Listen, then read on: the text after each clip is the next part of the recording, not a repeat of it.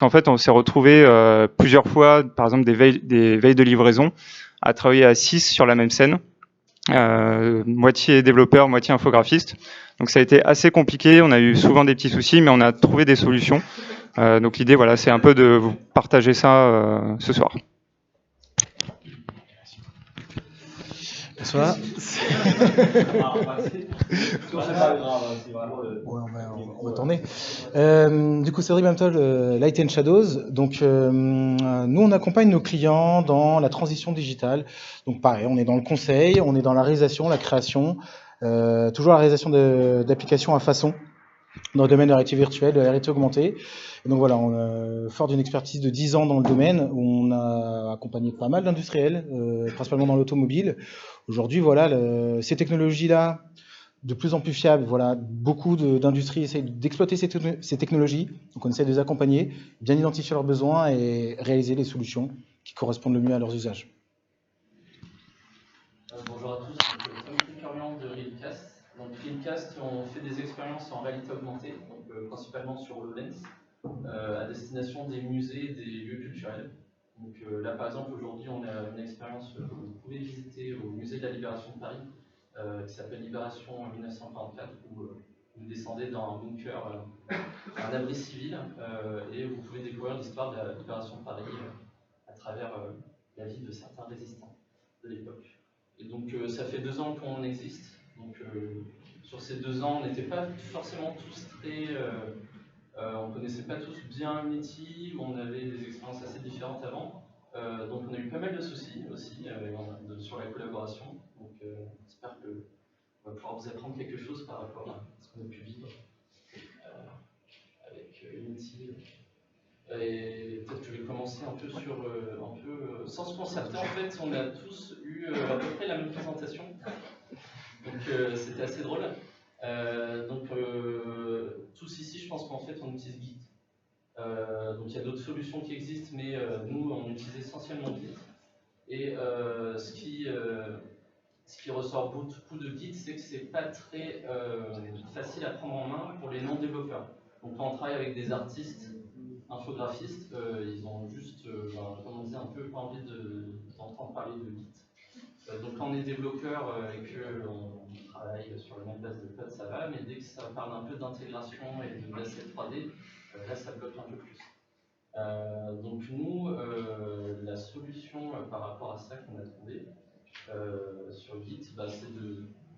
Au début, donc on a un peu galéré, on a très vite mis en place un flow, un workflow par rapport à Git. Donc chacun travaille sur sa branche, il y a des moments, on a des moments où on merge notre travail. En général, on a une personne dédiée à ce merge sur, en tout cas, la scène Unity. Et on a plusieurs points dans la journée, dans la semaine, où on se concerte pour merger nos branches Git. Et depuis, on a un peu moins de soucis. Là, c'est... après, bon, comme on en parlait, Gitflow, c'est un workflow qui est assez connu. Quand on utilise Git, je vous le recommande. Et Gitflow, en 2 mots, c'est chacun vraiment... on a une branche principale, donc master, et on a la branche de développement develop, donc ça c'est, je pense beaucoup d'entre vous connaissent. Et après, donc suivant ce qu'on développe, on est sur une branche feature, donc feature 3D, chacun a sa branche, et on se prend un peu moins les pieds. Ça, c'est une bonne approche. Chez nous, on a une approche à peu près similaire, mais où on a certaines contraintes quand même. C'est que sur un projet en cours, forcément, être chacun sur sa branche, ça peut être compliqué pour tester les fonctionnalités. Surtout les interactions entre les fonctionnalités qui sont réalisées par les développeurs et le contenu 3D et la mise en œuvre de la scène qui est réalisée du côté graphiste. Donc, du coup, on aurait des merges permanents en permanence sur des différentes branches. Ça serait un peu trop difficile de travailler dans ce contexte-là. Donc souvent sur des projets, nous, disons que la moyenne, c'est 3-4 intervenants sur un projet, au grand maximum. Donc potentiellement 1 ou 2 graphistes, potentiellement 1 ou 2 devs. C'est pour donner un peu la moyenne. Dans ce contexte-là, ce qu'on va privilégier, c'est sur Unity, c'est la scène étant maître et maîtrisée par les graphistes, et les fonctionnalités réalisées par les développeurs. Soit on est capable de les découper, donc on les fait dans des scripts séparés, dans des modules séparés, soit on les garde dans le même projet, et là on fait attention effectivement au merge et à ce qu'on touche. Là où je dis que les choses sont un peu différentes, c'est qu'effectivement, travailler sur une branche, c'est une sécurité, mais ce n'est pas forcément l'obligation. Le principal problème que vous allez avoir, c'est typiquement les conflits, donc c'est travailler sur le même contenu. Donc quand on parle de contenu 3D, forcément c'est du contenu binaire, et donc là je vais parler de l'effet juste après. Le contenu binaire immergé, ça se passe pas bien, hein, on est d'accord, ça fait mal. Donc on va se retrouver avec de diff, et en fait on n'a pas de diff, en fait c'est juste à chaque fois on copie-colle le même fichier. Donc du coup c'est là où je vous invite aussi à regarder GitLFS, donc qui par contre là va vous demander un serveur pour héberger vos données. Le principe de GitLFS, LFS pour Large File System, c'est tout ce qui est binaire, et tout ce que vous décidez d'ailleurs, ça pourrait très bien être du contenu texte que vous n'avez pas envie de modifier, ou que vous ne voulez pas que les gens touchent, mais qui ne fera pas partie des différentiels. Donc du coup, sur votre Git, ces fichiers-là sont référencés soit en hash, soit envoyés sur un serveur comme je disais, donc là vous avez l'obligation d'avoir un serveur hébergé en HTTP ou autre, ça peut fonctionner aussi en interne, ou en fait dans votre Git, ce que vous avez c'est juste un hash. Donc les personnes qui descendent le projet, pour ces fichiers-là, descendent juste le binaire directement, enfin le contenu direct, sans merge. Tout le reste, c'est du différentiel, donc ça fonctionne pour tout ce qui est texte. Et donc dans ce contexte-là, ce que je vous expliquais juste avant, c'est qu'effectivement, nos graphistes vont pouvoir travailler sur leur scène et avoir tout leur contenu et leurs assets gérés avec LFS, donc en gros tout ce qu'ils ont modifié, ça vient à se déplacer tout avec une clé USB, beaucoup plus simple, parce que c'est centralisé sur votre serveur, donc c'est beaucoup plus pratique. Bien sûr, faire attention à ce qu'on n'ait pas deux personnes qui travaillent en même temps sur le même fichier, sinon ça va être compliqué. Et pour tout ce qui est code, vous allez avoir votre travail collaboratif qui va fonctionner correctement avec Git. Donc effectivement, c'est difficile à prendre en place pour certaines personnes, mais je pense que c'est une bonne habitude pour les développeurs, et que le meilleur moyen de travailler avec Git, c'est effectivement d'identifier votre workflow, de trouver votre manière de travailler, soit des branches séparées, soit d'avoir une personne responsable du commit principal sur dev, ou de s'assurer que telle fonctionnalité, chez nous on sépare par fonctionnalité. Donc on a une personne qui va être responsable de telle fonctionnalité, elle va le faire dans sa branche, et après elle va revenir tout de suite sur dev. Elle ne va pas partir tout seul dans sa branche, parce que sinon, à la fin, le jour de la livraison, ça va être catastrophique. Donc voilà, on essaie toujours de travailler en parallèle, et je ne vais pas dire en maîtrisant ce que font les gens, mais en donnant la responsabilité aux gens de ce qu'ils font, et de s'assurer qu'ils le font dans le bon process. Alors moi j'ai eu un peu plus de chance parce qu'avec nos infographistes à Conseil 3D, on n'a eu pas trop de difficultés justement à intégrer Git dans leur workflow. Donc n'hésitez pas quand même à essayer, il y a quand même pas mal d'applications d'interface graphique pour utiliser Git. Donc n'hésitez pas aussi à essayer d'intégrer vos infographistes dans votre workflow de Git. À propos de Gitflow sur les branches, c'est vraiment, pour mon opinion, c'est que c'est tout aussi indispensable que Git en lui-même. Notamment quand vous travaillez avec des infographistes et des devs, parce que vous allez souvent avoir des personnes qui vont casser, par exemple un infographiste va modifier un asset 3D, ça va par exemple casser l'animation de quelqu'un d'autre, et donc si vous n'avez qu'une seule branche, vous allez avoir des modifications qui vont être très régulières, il va falloir tester très régulièrement. Si vous gardez vos branches séparées, chacun va vraiment être dans son coin, et vous n'aurez qu'à faire les résolutions des problèmes qu'une seule fois lors des merges. Et aussi, ce qu'on utilise pas mal depuis peu de temps, c'est, comme on le disait tout à l'heure, les SDK, les toolkits, tout ce qui est réalité augmentée, réalité virtuelle, etc., ils évoluent extrêmement vite. Il y a souvent des changements, il y a aussi souvent des problèmes. Ce qu'on utilise, c'est en fait tous les SDK qu'on utilise, toutes les dépendances externes, on les met dans un projet Git à nous en interne. On fait ces mises à jour officielles sur une branche à part. Et on peut faire des fois des modifications nous-mêmes sur ces dépendances sur une deuxième branche.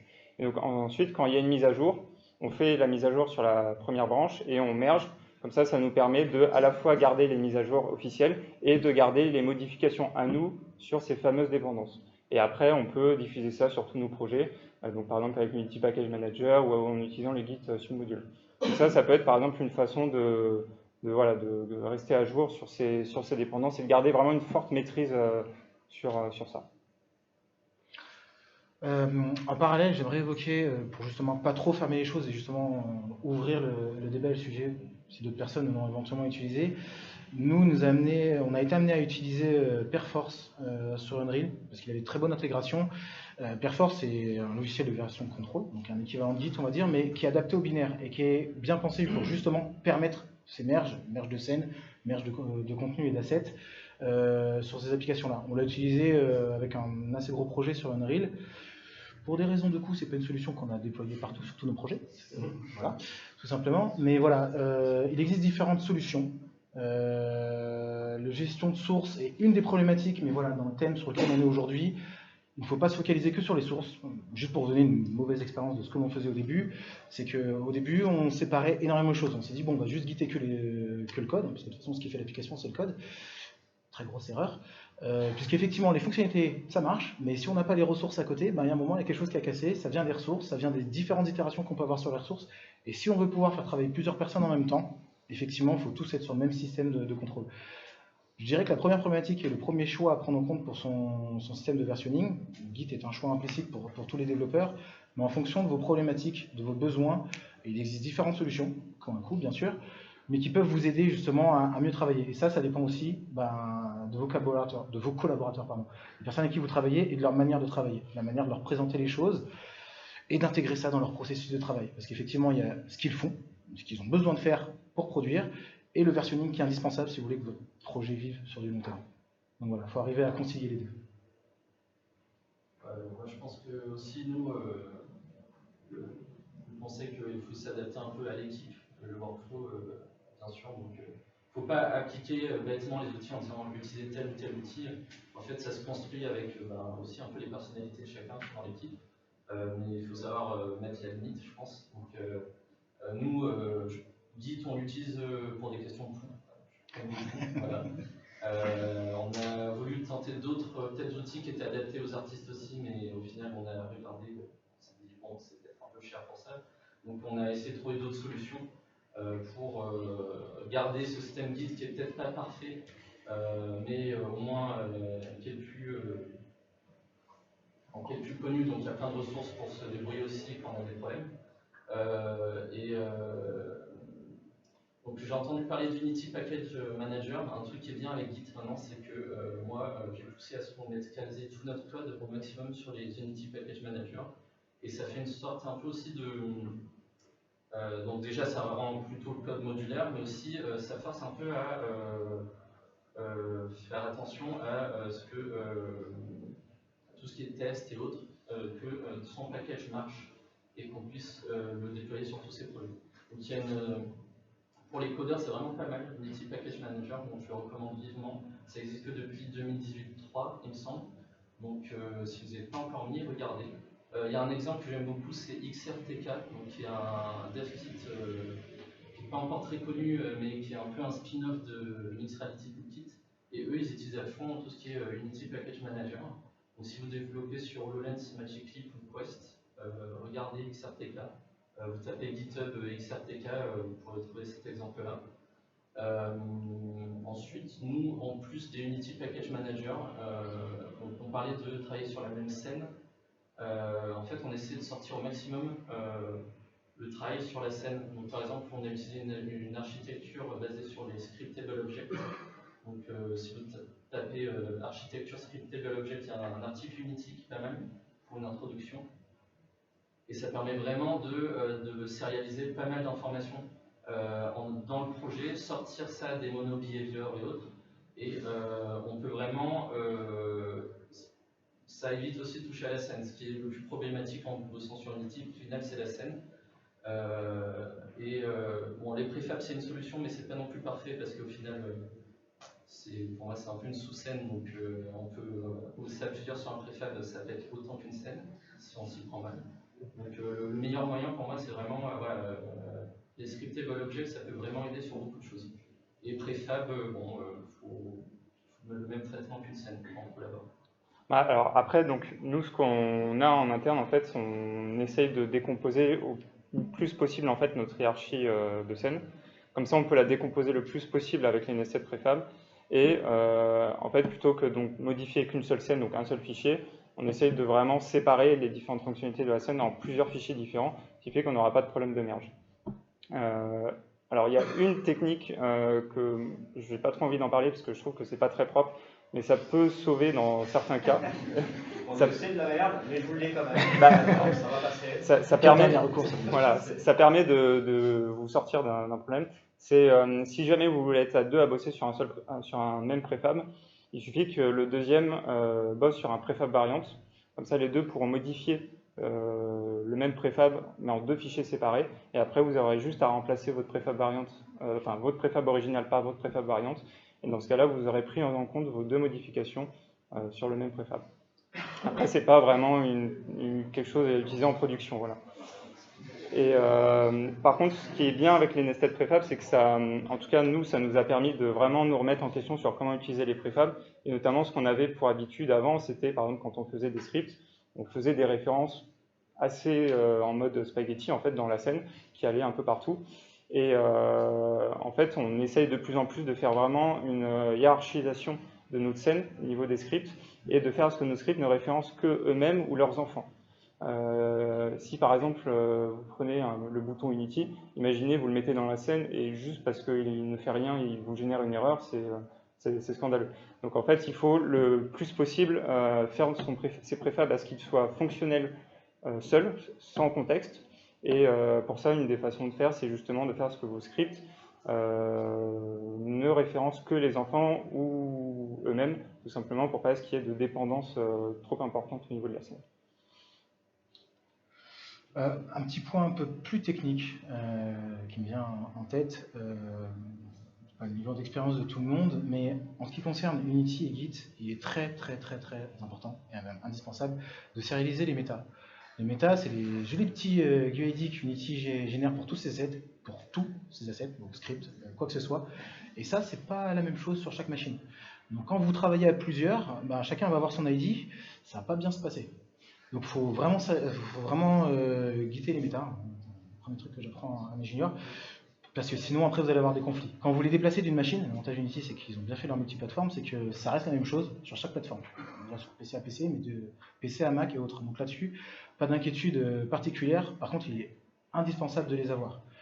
Un autre élément aussi assez important, c'est que les préfabs ou les scriptable objects et les scènes, vous l'avez fait correctement, sont sérialisées en texte. Ce qui veut dire que normalement, ça passe bien. Ça ne fait pas partie des choses qu'il faut mettre dans le LFS. Non, il n'y a pas de raison. Parce que comme c'est du texte, Git va très bien le merger. Si deux personnes ont travaillé sur le même fichier et qu'il y a un conflit, il y a problème, mais ce conflit, vous pouvez le voir et le régler. Donc un de mes premiers propos aussi, et souvent un conseil que je donne, c'est un conflit c'est un problème, mais il ne faut pas en avoir peur en fait. Il faut juste le régler. Donc en tant que développeur, c'est assez simple de comprendre que je regarde mon source, j'ai une ligne qui s'est ajoutée ici, et puis une ligne qui s'est ajoutée juste au-dessus. Git, on n'est pas sorti, il ne comprend pas trop. Il suffit de lire le code, on le lit, et puis on sait ce qui se passe. C'est peut-être plus abstrait quand on regarde un serialized object ou quand on regarde une scène ou un préfab, mais finalement ça reste que du texte. Donc si vous savez ce que vous avez dedans, ou si vous avez une personne qui maîtrise ce qu'il y a dedans, le merge, elle pourrait le faire, même à la main. En gros, c'est possible. Mon propos est de dire que des fois, vous pouvez avoir des problèmes. La solution au problème n'est pas évidente, mais il y en a forcément une. C'est du merge de texte. Donc, soit vous prenez la solution simple d'en prendre un ou de prendre l'autre. Ça, c'est la solution basique qu'on choisit. Par contre, on a perdu du travail. Donc, on va espérer qu'on n'a pas perdu une semaine de travail en faisant ça. Sinon, le mieux, c'est juste de regarder le conflit. Parce que comme Git fonctionne bien sur le texte, le conflit, c'est peut-être juste une ligne. Donc, perdre une semaine du travail pour juste se dire tiens, finalement, il a juste mis un 2.5 ici, c'était 2.5 qu'on voulait, ça marche. Et ça, les valeurs, vous les avez en clair dans le préfab. Dans le préfab, dans les scènes et dans les scriptable objects. Voilà, donc choisissez bien les fichiers qui sont à mettre dans LFS, si c'est une solution que vous utilisez. Et pour tout ce qui est texte, aussi bien que le source, pensez à gérer vos conflits, vraiment, c'est la grosse difficulté, mais il faut juste les gérer quand ils arrivent. Ok. Très bien. Alors, on va se poser des questions. Est-ce que vous voulez partager, vous, votre manière de fonctionner qui est peut-être différente de la leur? Vous avez quand même... Ouais, vous avez parlé de Perforce. Moi, je connais quelqu'un qui a essayé Perforce, on n'était pas très content de certaines complexités, et qui est passé sur Plastic SCM, qui est bien mieux intégré apparemment dans Unreal. Je ne sais pas trop à quel niveau dans Unity. Je voulais savoir le reçu. De notre côté, on l'a pas utilisé. Alors nous, on a exploré le plastique, on a vu que le niveau prix, ça n'allait pas le faire. Mais après, c'est pas forcément le plus cher non plus. Je crois que Perforce est le plus cher, il me semble. Nos calculs. Mais avec les dernières versions d'Unity, c'est plutôt pas mal intégré. C'est assez impressionnant. Après, je pense que la prise en main n'est pas des plus simples encore. Moi, quand j'ouvrais leur logiciel pour le brancher, j'ai fait wow. Mais donc il y a une prise en main derrière quand même. Donc voilà. De toute façon, dès qu'on change d'outil, voilà, c'est inévitable bien sûr, mais il faut voir un peu le coût aussi de ça. Mais ouais, Plastic SM, clairement c'est quelque chose que j'aimerais explorer par le futur le jour où c'est un peu plus d'avant. Mais ils n'ont pas une version de machine for machine qui serait abordable. J'ai pas vu même l'offre basique, je crois qu'elle est assez chère. Après, ce qui est bien pour les artistes, c'est qu'il y a un outil, une licence séparée pour les artistes justement pour gérer les assets. Ouais, voilà. Surtout 2D, 3D, peut-être même 3D, ouais. Mais ça, je suis pas sûr. Mais il y a un outil vraiment pour les artistes et c'est comme ça que moi, je m'y suis intéressé parce que nous, travailler entre artistes et développeurs, c'est pas évident. Ouais. On s'entend bien, hein, mais c'est parce que dès que ça parle de mélange et autres, déjà, tout qui m'a encore fait mon travail sur mon spec de tout fait son travail. C'est toi qui as fait la Mais après, je comprends, voilà. Elastic SCM, oui, si vous voulez explorer l'Elastic SCM, je vous recommande de regarder leur Ça fait partie de la roadmap. Et souvent, quand on veut travailler en collaboration, on met des tests. Alors, nous, on fait pas mal de R&D sur ce sujet-là. On l'a pas mis en production, on n'a pas mis de test unitaire en production, simplement parce qu'on a jugé que en fait, comme on fait pas mal de projets pour des clients, on ne fait pas de produits sur étagère, on a un intérêt qui est plus faible de faire des tests unitaires. Par contre, on y réfléchit de plus en plus avec notamment les nested prefab où on essaie pour en fait tester unitairement les nested prefab parce que c'est compliqué de faire des tests unitaires sur des grosses scènes et de simuler des comportements de mono behavior et de simuler des comportements de input utilisateur. Par contre, si on a une bonne pratique au niveau des nested prefab pour les rendre vraiment fonctionnels seuls hors contexte de scène, c'est beaucoup plus facile là dans ce cas de faire des tests unitaires.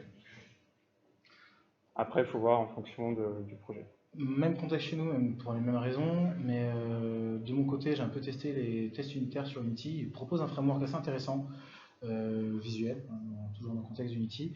Donc c'est vraiment des pistes à explorer, c'est des choses que nous on essaie de pousser, mais effectivement, principalement pour nos outils internes, parce que, comme toujours, je pense que vous devez le savoir, mais le problème des tests unitaires, c'est que c'est quand même un certain temps et donc un certain coût de mise en œuvre.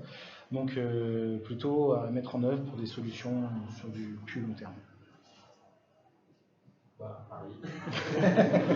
Mais oui, alors test unitaire, j'adorais explorer ça. C'est qu'avec Unity, nous on fait des expériences, c'est plutôt des films interactifs en réalité mixte, interactifs. Donc ce qui nous intéresse, c'est plutôt de tester le gameplay.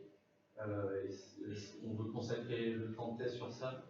Et donc les tests unitaires, à chaque fois, j'aimerais en faire, mais après, le projet avance et on a tout travaillé. Donc avec Unity, j'ai pas trop exploré, mais c'est vrai qu'ils ont un outil qui a l'air assez bien pour ça. Vraiment ouvert et aussi il y a en tête que Unity ça se batch, donc il y a moyen de c'est une belle interface, mais ça peut se lancer en console avec le même exécutable, donc justement ça fiabilise aussi, ça permet de mettre en œuvre des solutions qui pourraient s'intégrer dans un Jenkins personnel ou ce genre de choses, donc effectivement il y a des choses qui peuvent être mises en place dans Unity pour ça. Moi j'ai une question. On risque de parler du diable. Mais est-ce que l'un d'entre vous a déjà testé Unity Collab? Je vous explique un peu quand même pourquoi. Nous on s'est rapproché d'Unity. En fait, quand on a eu cette proposition de sujet, on est directement allé voir Unity. On a une très bonne relation et ils ne savaient pas trop comment ils pouvaient adresser le sujet et venir vous en parler. Et ils vont parler en fait de cette solution qui est Unity Collab. Et je voulais savoir si vous êtes déjà penché sur cette solution, si oui, est-ce que c'est bien, c'est quoi on va dire les plus et les moins, ou à l'inverse, est-ce qu'il faut vraiment éviter cette solution et pourquoi? Je ne sais pas si... Est-ce que déjà ça vous parle? Non, Unity Collab? Est-ce qu'il y a des gens qui l'ont utilisé? D'accord. Vas-y, on parle. Un problème d'Unity Collab, actuellement, c'est qu'à date, l'info que j'ai essayé, ça ne supporte pas les branches. C'est un peu En fait, j'ai essayé un peu, et pour moi c'était pratique pour travailler sur mon ordi chez moi. Je viens au travail et ça récupère automatiquement ce que je fais chez moi sans devoir le dire. Voilà. Après, quand tu es tout seul, ça marche bien. Ouais. Unity collabore. On collaborait, c'est d'accord. C'est dommage. Très bien. Mais Ça va arriver. oui, mais voilà. En tout cas, c'était dans leur roadmap, ils ont prévu d'ajouter des features. Et je sais qu'en fait, l'équipe Unity France ne pouvait pas être là aujourd'hui parce que leur software engineer est basé à Toulouse. Mais ils étaient intéressés d'avoir aussi vos retours sur comment vous utilisez leur outil, comment vous collaborez avec. Et que sur leur roadmap est intégrée la possibilité de faire de merge. Pas de merge, de créer des branches. Et d'autres fonctionnalités. Mais bon, voilà, c'était juste préparer sur Bah, c'est quand même assez difficile de concurrencer Git quand même. Ils ont roulé le marché. Enfin, ils vendent pas leurs solutions, mais voilà, ils sont omniprésents dans tous les secteurs. Et c'est vrai que ça marche vraiment très très bien. Et ça, pour le coup, il y a pas vraiment de concurrent à Git qui peut s'imposer, je pense. Je trouve que même Plastic, pour revenir sur Plastic, je pense que le meilleur concurrent, le mieux placé là, c'est Plastic. Ça va surtout pour lancer le LFS. Hein. Oui, aussi. Pour les éléments 3D. Après, je pense, moi j'imaginais travailler en parallèle avec Git et Plastic SCM au cas où. Je ne connais pas trop le système de Plastic. C'est un peu ça, oui. Parce que garder Plastic, j'avais pensé justement de mélanger Perforce et Git pour les packages. J'utilise Git pour les packages et Perforce pour voilà. Là, on n'a pas eu le temps d'explorer ça, mais mélanger les outils. Après, mélanger les outils, il y a aussi le côté, voilà, Ça va demander à avoir le bon workflow. Oui, voilà. Donc, il faut le temps de le mettre en place et. Est-ce qu'il y a d'autres témoignages ou des choses que vous voulez partager? Non. Voilà. Pour les tests unitaires, je rebondis sur ce que vous disiez. Il y a les tests unitaires dans Unity, il y a toujours les tests unitaires Visual Studio, qui sont pour tout ce qui est mono-behavior et tout ce qui est indépendant du framerate et des mises à jour de la scène. On peut tester les mono-behavior parce que c'est un bout de code avec des propriétés et des méthodes. Ça se teste très facilement dans Visual Studio. Si on veut utiliser un truc qui est lié à la scène, il faut loader la scène, il faut jouer des frames. Là, il y a les Unity tests qui marchent bien aussi. Et nous, sur certains projets, on a des Unity tests et des Visual Studio tests. Et on lance les deux pour valider le projet marquant. On peut tester la scène quand même. Après, évidemment, s'il faut tester que les gars y regardent bien dans le recap ou avec Tracker, c'est un peu compliqué, sauf si on code, en besoin de coder proprement et exposer des bonnes propriétés, dire bah là, je ne veux pas appeler directement le recast d'un truc, je veux d'abord passer par les propriétés à moi, de pouvoir ajouter ou modifier dans ce prochain test. On a fait des mini-projets pour rigoler sur un boolean, et on arrive à générer la scène, générer le positionnement des quilles et de la boule, et dire voilà, si la boule elle va à tel angle, parce qu'à la fin j'ai bien 3 quilles tombées, ça on peut le préparamétrer au sein d'un test, et dire vas-y, je lance, il simule l'exécution de la collision de la physique, et on voit si c'est bien aussi. On veut pas le test aussi unitaire, le test on a plus d'intégration au niveau des objets qu'on va nous lancer. Faites des tests unitaires. C'est un peu plus long, effectivement. Et si on se lance trop vite dans un projet, on va brancher des trucs n'importe comment, et ça va être plus difficile de mettre des tests bon courage. Il y a un YouTuber qui s'appelle Infaillicode, je crois Infaillicode, qui a fait des très bons tutoriels sur les tests unitaires sur Unity, notamment comment simuler justement certains comportements de classe ou de l'engine même Unity. Alors je suis pas toujours d'accord avec toutes ces vidéos, mais ces vidéos sur ces tutoriels sur les tests unitaires Unity sont vraiment très bien. Je vous encourage à aller voir ça. Bon, voici. Je pense que c'est très bien. Merci en tout cas.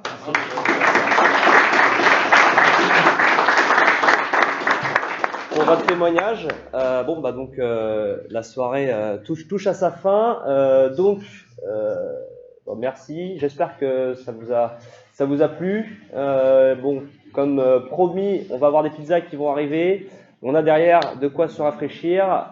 N'ayez crainte, vous ne voyez pas les bières. C'est parce que nous les avons mis dehors pour les rafraîchir. Donc elles seront fraîches. Et si je peux me permettre sur le petit mot de la fin. Encore une fois, cette communauté, en fait, c'est pour vous.